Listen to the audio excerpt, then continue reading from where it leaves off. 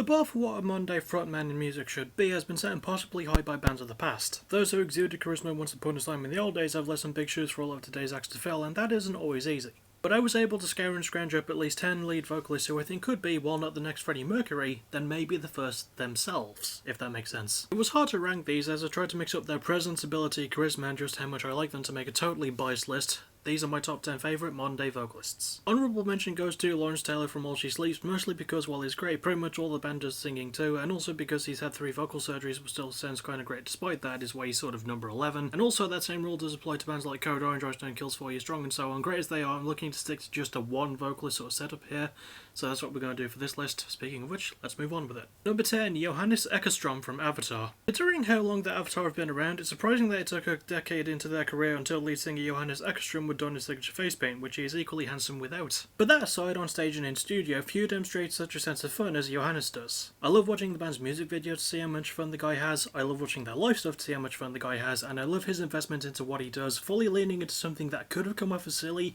but actually comes off as metal as fuck. It also doesn't hurt that he can scream like a fucking demon, and some downright delightful clean singing can come out of his mouth as well, so yay.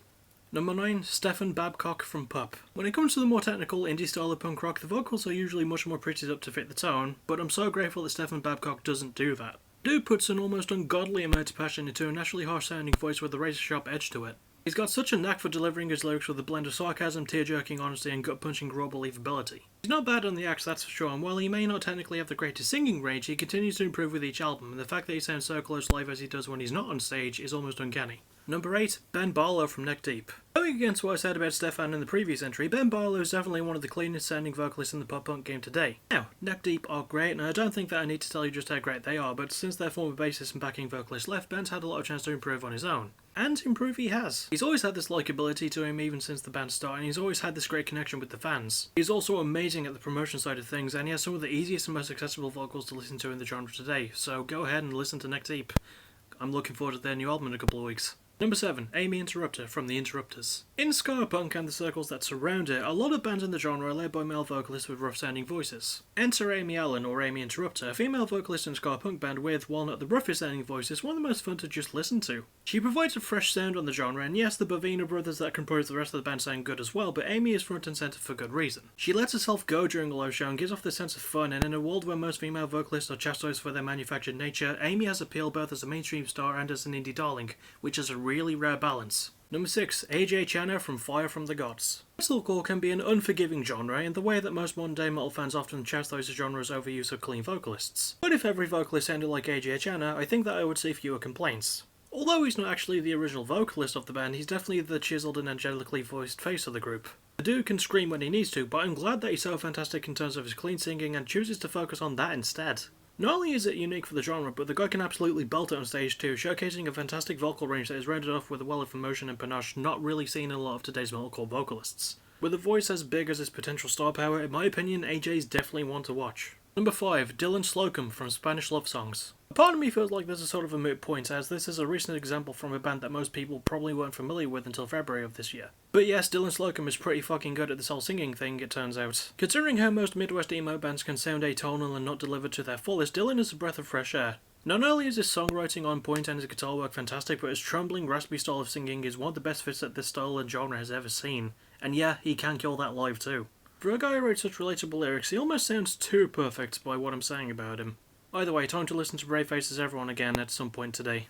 I really need to. Oh, such a good album. Number 4, Cody Carson from Set It Off. Cody is something of an anomaly in the pop rock genre. He looks like he came straight out of a boy band with his youthful looks and constantly changing his style to match the year, not to mention a slick fashion sense. None of which is hurt at all by the fact that he's also a captivating presence on the microphone. He has fantastic range with his octaves, and he's incorporated some surprisingly solid rapping in more recent years, and he's also almost unfairly good at that too, and he's only 31. He's fantastic on stage, extremely likeable and easy to get behind, a great singer and a dab hand at an interview, and he's a perfect example of self-improvement in an off-Mel-form genre. Number 3, Johnny Hawkins from Nothing More. There's a very high chance that, if you asked me to design my idea of a modern-day rock sex god, it would look like Johnny Hawkins. The shoeless and shirtless singer doesn't just look good, but he's also got a great story to his background, as he was initially the band's drummer mostly due to his crippling anxiety. Great to see that he's gotten over that because he is an absolute joy to watch on the stage. He has incredible vocal range, being able to go to a lot of octaves on the damn fly, and as mentioned earlier, the dude knows how to work a crowd. He's also ridiculously nice in interviews, adding a top personality to his already great resume. Seek his life stuff out, he's great, and I think I might be in love with him.